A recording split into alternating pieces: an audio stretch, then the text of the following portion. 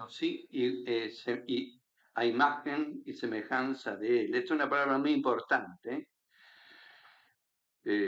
porque dice que Dios nos creó a imagen y semejanza. Por una parte, que no, los hombres no proceden iguales a Dios, no son dioses, no son iguales en la naturaleza,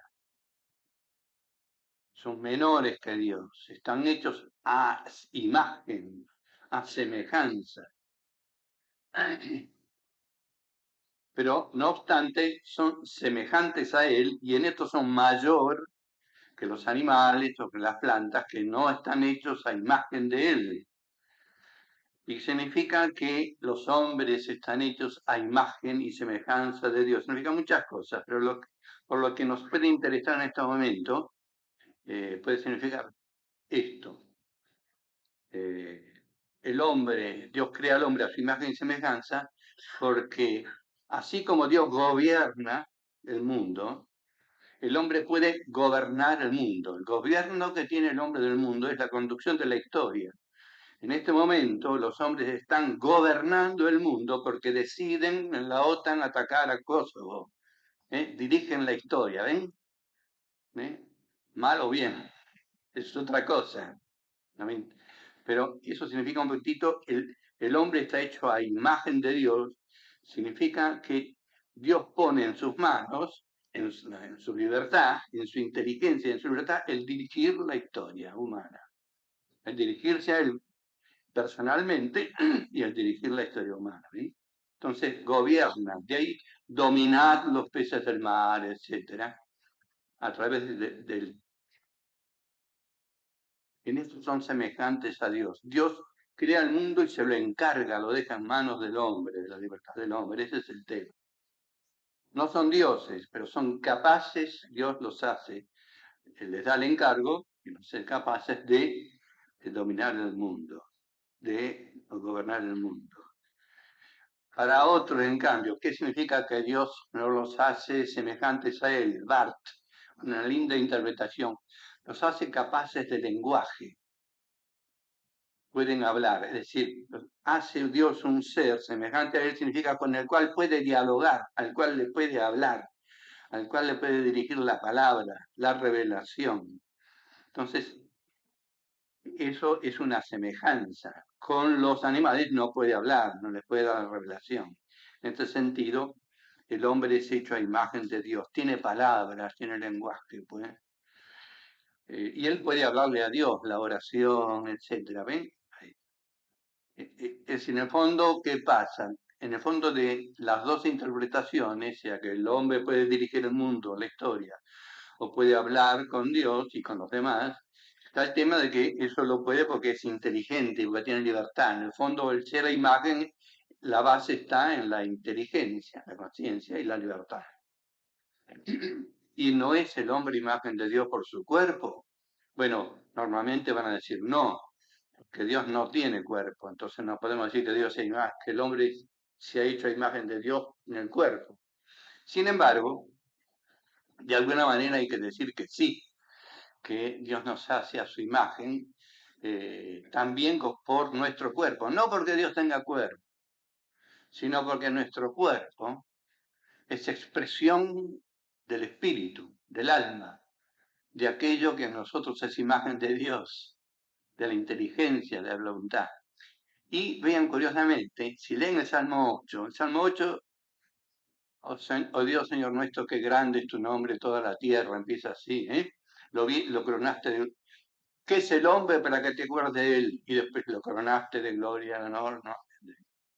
Si leen el Salmo 8, lo llenaste de majestad, de gloria y honor, esas palabras hebreas, significa un poquito la majestad, la gloria, es como a ver si se lo explico así. ¿En qué está lo majestuoso del cuerpo humano? Los antiguos, y también la Biblia decían, bueno, que la diferencia con los animales es esta en el cuerpo. Los animales se arrastran por tierra. El hombre tiene estatura erguida. Eso es su majestad. Es majestuoso. Es majestuoso.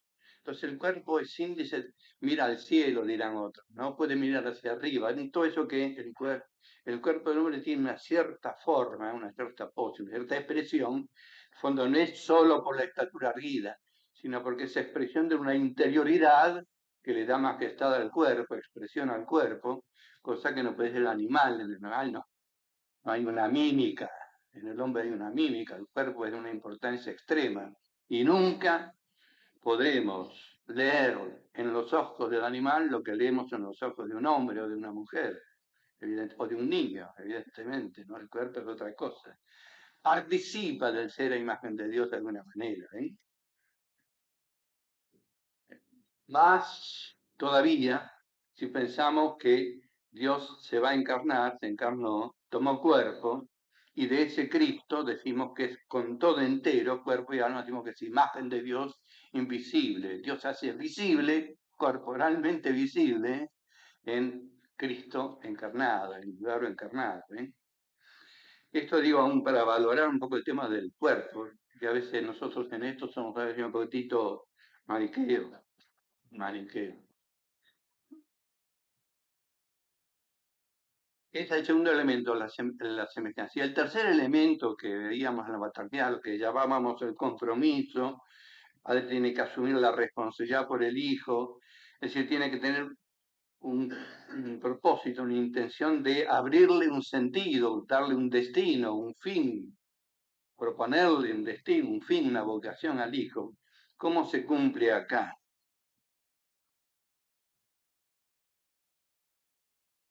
Y Dios en el Génesis infinita le da el destino. Someter los peces del mar, con esto, todo ¿no? Dominar el mundo. La vocación del hombre es hacer la historia, dominar el mundo. Pero al cabo de la historia y del dominio del mundo, ¿qué?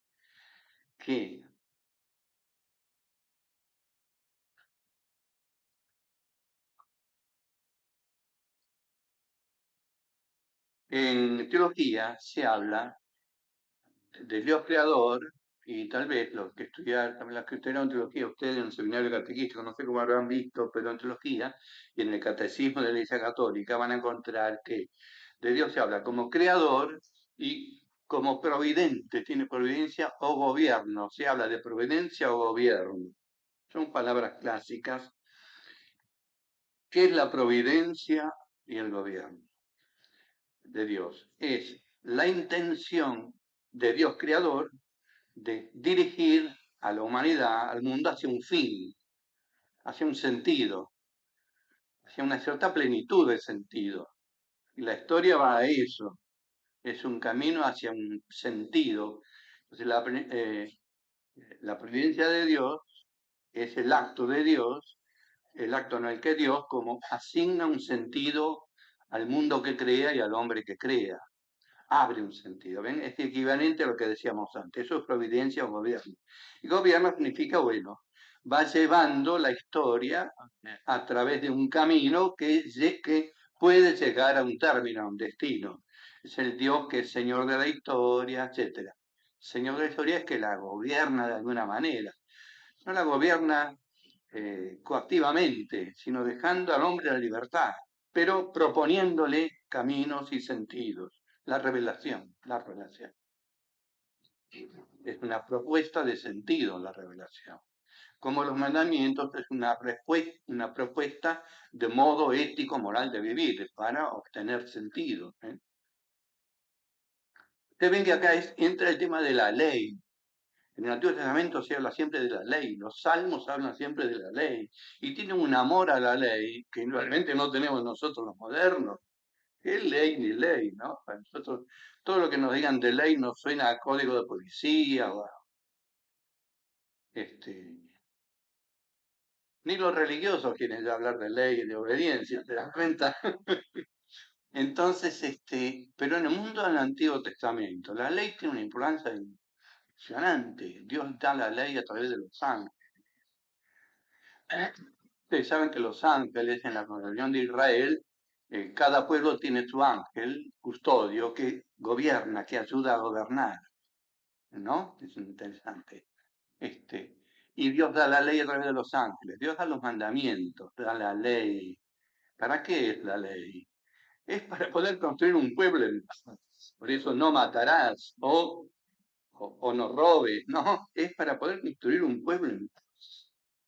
Entonces la ley tiene un sentido sabio. Por eso la aman tanto en el Antiguo Testamento y en los Salmos siempre agradecen la ley, porque es lo que les permite vivir de un modo que puedan convivir, no hacerse la guerra. Entonces, pero la ley es el modo de llevar la historia, vivan así, para poder vivir en paz, etcétera, ¿no? Entonces pertenece un poquito a eso que es también la ley, que nosotros tendemos como una especie de autoridad coactiva, y en Dios es como la propuesta que hace a su pueblo para que puedan vivir conviviendo, etcétera, ¿no? Pertenece al compromiso de Dios. Por eso la ley es como una pedagogía, es educadora en el Antiguo Testamento, ¿ven? Tiene un sentido pedagógico. Y por eso Pablo dirá que la ley era el pedagogo hacia Cristo, porque la misma ley tiene que ser superada por el amor, porque si todos amáramos plenamente no sería necesaria la ley, evidentemente, pero como no todos amamos suficientemente, es necesaria la ley y un grado de cierta coacción, no física, pero sí moral, la ley. Esto es el equilibrio en esto, ¿no? Entre lo que es una ley eh, con una coacción violenta y lo que es una ley con una educación que va convenciendo, persuadiendo de la ley, ¿no? Ahí está el problema, ¿no? La educación como persuasión de que hay que ser bueno, no como coacción para hacerlo. Es fácil que yo lo diga, los padres me digan, sí, pero es difícil después hacerlo. Esta es verdad, yo lo reconozco. La paternidad es difícil, tiene sus puntos difíciles. Uno es sacerdote y lo escucha todos los días esto.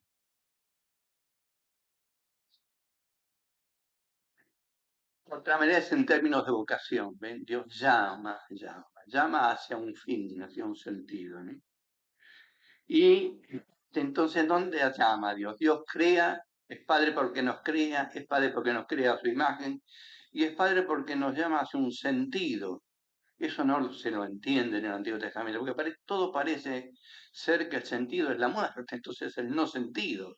Si la historia no es nada más la sucesión de generaciones, de actos de paternidad que generan para que los hijos se mueran, entonces ¿dónde está el sentido? ¿Dónde está el sentido? ¿Dónde está el destino? ¿Dónde está el destino? Parece que es la gran quiebra. Y es verdad, es verdad. Las dos grandes quiebras que entran en la historia son la muerte y el pecado, que para el sentido bíblico es en el fondo la falta de amor. El hombre no puede amar. Puede amar de tal manera que pueda convivir, permanecer en el amor, ¿no? Esas son las dos grandes quiebras donde está atascado el hombre, ¿no? Donde está atascado. Y por eso el tema de Cristo y de que hay el envío del Espíritu Santo que dé la fuerza para amar.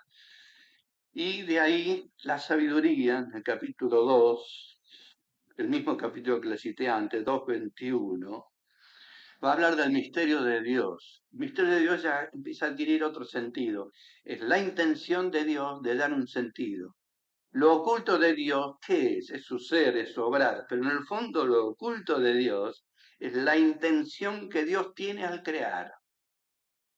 Es lo que llamamos el designio de Dios. Ustedes en catequesis lo llaman el plan de Dios. ¿Y qué es el plan de Dios? Es, ante todo, la intención de llevar a un destino y poner los medios necesarios. Es un plan, organizar la historia, lo que llaman la economía, que es la administración de la casa, para que en Dios es la administración de la historia, cómo llevar adelante esta casa, que es el mundo y que es la humanidad, hacia un fin. ¿Eh? Eso es el misterio, es el designio de Dios, el plan de Dios, la intención de Dios de llevar a la humanidad que crea hacia un destino. ¿Y cuál es el destino? La muerte. Entonces no es sabio el plan de Dios. Ni hay amor en el fondo, entonces. En el fondo no hay amor. Pues un amor transitorio. ¿Qué amor de Dios? ¿Dónde está? Ante este pensamiento, el libro de la sabiduría tiene un versículo, el 2:21, que dice, los los incrédulos desconocen el misterio de Dios, o los misterios de Dios significa desconocen el designio de Dios, el plan de Dios significa, el plan oculto, el designio oculto de Dios, la intención oculta de Dios al crear, eso significa desconocen los que no creen el misterio de Dios, y añade el libro de la Sabiduría, porque Dios creó al hombre incorruptible, inmortal, lo hizo a su imagen, al hacerlo a su imagen significa que lo hizo no para morir. La muerte entra por otro lado, lo mismo que la falta de amor entra por otro lado, entra por el camino de la libertad del hombre. Porque si bien Dios hizo al hombre inmortal, lo hizo libre, entra por otro lado, ¿no? Estas cosas. Lo que Pablo llama a los enemigos, que hay que ver cómo sacarlos, los que reinan, y por eso viene Cristo para ver cómo implantar otro reino, ¿no? Todas estas palabras que nos dice la Escritura, que hay que encontrarle su lógica, su coherencia, ¿no? Su coherencia.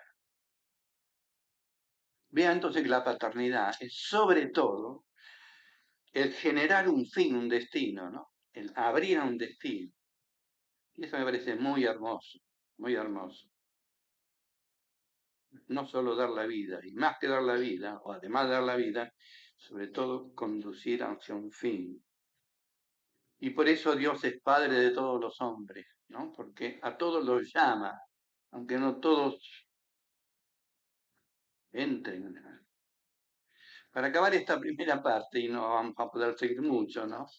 Hay un interrogante, un pequeño interrogante que ustedes podrían hacerse. Dios es también padre de la naturaleza, de las cosas, es padre del hombre, también es padre de las flores, del sol, de la luna. Es creador de ella, según la escritura, ¿no? Y es también padre, se lo puede llamar padre.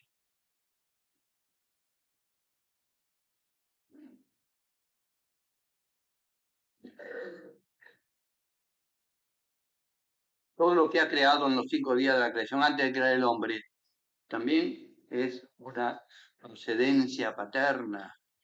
Y todo eso creado ahí son hijos de Dios, el sol, la luna, las estrellas. San Tomás tiene una frase, se las traduzco. Se dice a veces que Dios es padre de la criatura. No, se dice que Dios es padre de las criaturas porque, además de crearla, la criatura tiene una cierta semejanza con él. Y las criaturas irracionales, no el hombre, el sol, las criaturas irracionales, tienen una cierta semejanza de vestigio, no de imagen. En teología se distingue lo que es imagen y lo que es vestigio. El vestigio es como una huella, una huella. La imagen es como una pintura que reproduce el modelo. En cambio, el vestigio es como una huella. Por aquí pasó, aunque no pone el rostro del que pasó, ¿no? Digamos así, ¿no? Entonces uno dice, sí, pero tienen al menos la semejanza del vestigio, de la huella, que los asemeja a Dios. ¿Dónde está la semejanza con Dios en los irracionales? Tienen ser, tienen vida, tienen movimiento. Entonces, en algo se asemejan a Dios. Y cita una frase del libro de Job, en la vieja traducción de la Vulgata, en el capítulo 38,28, San Tomás, que dice así: ¿quién es el padre de la lluvia? Cuando Dios le interroga a Job, que protesta, y le dice, pero vos fuiste el padre de todo esto, vos creaste todo esto. Entonces le dice, ¿y vos? ¿Y quién es? No soy yo, ¿no? Como diciendo, no soy yo. ¿Quién es el padre de la lluvia? ¿Quién engendró las gotas de rocío? Qué hermoso, ¿no? Qué hermoso. Se interroga si Dios puede ser llamado padre de la generación. Podríamos decir, sí, sí, puede ser llamado, pero en un sentido muy fuertemente metafórico. Por eso entra en una zona poética, muy metafórica, ¿no? La metáfora. Dios que es padre de las gotas de rocío, es la gran metáfora. No es un sentido propio, no podría decirle padre en sentido propio, es padre, no. Es un sentido muy traslaticio, muy metafórico. Pero las metáforas son muy sugestivas, a veces más sugestivas que las palabras que tienen significado propio, ¿no? este, tiene un sentido metafórico, pero se puede añadir, yo pienso que se podría añadir esto, ese sentido metafórico con el cual decimos a Padre Dios, a Dios Padre del solo, Padre de... No está disociado del sentido propio con que a Él lo llamamos Padre de los hombres, de los racionales, porque la paternidad de Dios se extiende a los seres irracionales en servicio del hombre. Es un acto paterno, como del padre que le da la herencia, o del padre que le da la casa al hijo, del padre que le da algo al hijo irracional, es un gesto paterno. Y Dios es padre de la casa, de la familia que integra una casa, cosas. Entonces, en ese sentido, hay una cierta extensión y me parece, las cosas, el sol, la luna, están a servicio del hombre que es el Hijo de Dios y por lo tanto tienen como una orientación paterna, filial y por lo tanto paterna, están a servicio del Hijo. Y un poquito, tal vez podamos llegar a hablar así, aunque si leemos en Mateo 5, 25 a 34, aquellas hermosas palabras donde Jesús dice, miren las aves del cielo que no siembran, ni cosechan, ni recogen en el granero, y vuestro Padre Celestial las alimenta, es como las cuida como un padre. Y el Padre además lo llama a Dios Padre en ese momento, ¿no? ¿No valéis vosotros mucho más que ellas? Lo mismo con respecto a las flores del campo, dice Teo, y los pájaros del cielo y las florcitas del campo caen bajo el cuidado de Dios Padre, el cual las cuida porque son a servicio del hombre, son como el constante regalo al hombre. Pero no, me gustaría seguir con esto, si tenemos tiempo al final vuelvo a esto, porque con esto engancha esa cosa de Francisco, de llamar hermano sol, hermana luna, hermanas estrellas. Vamos a ver, tal vez. Lo que sigue, que tal vez sería un poquito el centro de esta reflexión, no voy a quedarme mucho, solamente, aunque sea, veamos el texto central de donde saldría toda la reflexión que yo pongo en el número romano 2, la paternidad de Dios en Cristo, al menos una lectura del texto de Efesios les va a dar a entender a ustedes qué es esto de la paternidad en Cristo y qué es esto de la paternidad cristiana. Están los textos en el número 2 de los textos que le puse. Bendito sea Dios, es un himno que conocemos, habitual, ¿no? Que solemos rezar. Bendito sea el Dios y Padre de nuestro Señor Jesucristo. Evidentemente que todo está centrado en la paternidad de Dios con respecto a Cristo, a Jesús. Bendito sea Dios y Padre de nuestro Señor Jesucristo, que nos ha bendecido. Vean que es un himno, que nos ha bendecido con toda clase de bienes espirituales en Cristo. Y en Cristo es una fórmula del griego bíblico, podría ser también por medio de Cristo, a través de Cristo, o implantándonos en Cristo. Pueden leerlo de todas esas maneras, Nos ha elegido en Él, dentro de Él. Nos ha elegido por medio de Él, de su acto, de su cruz, de su resurrección. ¿Ven? Cristo es mediador y es cabeza. Es cabeza, ahí todo el cuerpo va implantado. Es mediador, entonces por medio de, ¿no? Las fórmulas bíblicas tienen distintas maneras de expresarse. Bendito sea el Dios y Padre de nuestro Señor Jesucristo, que nos ha bendecido con toda clase de bienes espirituales en Cristo. Nos bendijo a todos en Cristo. Viéndonos en Cristo, nos bendijo. Entonces nos bendijo por Cristo. Porque si no nos viera en Cristo, no nos hubiera bendecido. Eso es clarísimo. Entonces, a través de Cristo nos bendice. ¿Y qué es esto de la bendición? Por cuanto nos ha elegido en Él. Esto viene la elección, nos ha elegido. Vean que esto pertenece al misterio de Dios. La intención de Dios La elección. Nos ha elegido en Él, en Cristo, antes de la creación del mundo. Si es antes de la creación del mundo, es la intención que Dios tuvo al crear el mundo. Creó al mundo como ya con la intención de vernos implantados en Cristo o de bendecirnos a través de Cristo. ¿Y para qué nos eligió antes de la creación? Y por lo tanto, ¿para qué nos creó? Para ser santos e inmaculados en su presencia en el amor. Es una manera de hablar de las formas bíblicas de las religiones. Estar en presencia de Dios y es verlo cara a cara. Estar en su presencia, ¿no? En el amor. ¿En qué amor? En el amor de Dios significa ante todo, ¿no? Estar en la presencia de Él por el amor que Dios nos tiene, nos pone en su presencia. Pero también puede entenderse por nuestro amor. Bien. Una explica siempre condensan sentidos a veces múltiples. Por eso a veces se nos hace difícil entenderlas. Bendito sea Dios que nos eligió en Cristo, eligiéndonos de antemano. Vean como siempre la fórmula va al antemano. Es el designio, el plan, la intención que Dios tuvo al crear. Eligiéndonos de antemano para ser sus hijos adoptivos. Nos eligió para ser adoptivos y por eso nos creó. Nos creó para ser hijos adoptivos.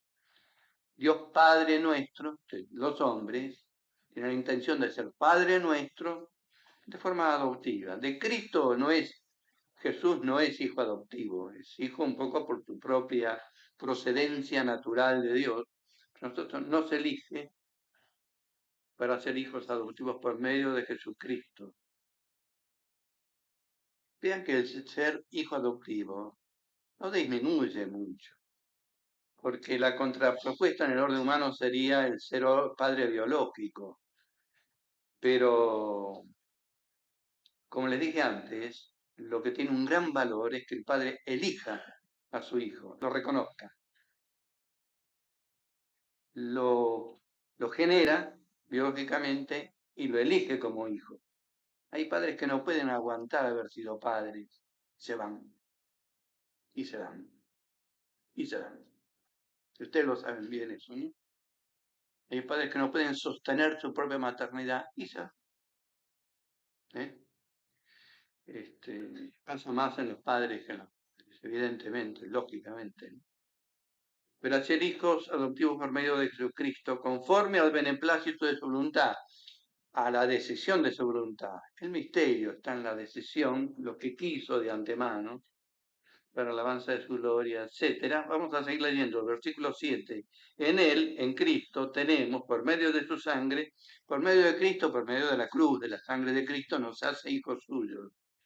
La redención, el perdón de los delitos, según la riqueza de su gracia. Versículo 8.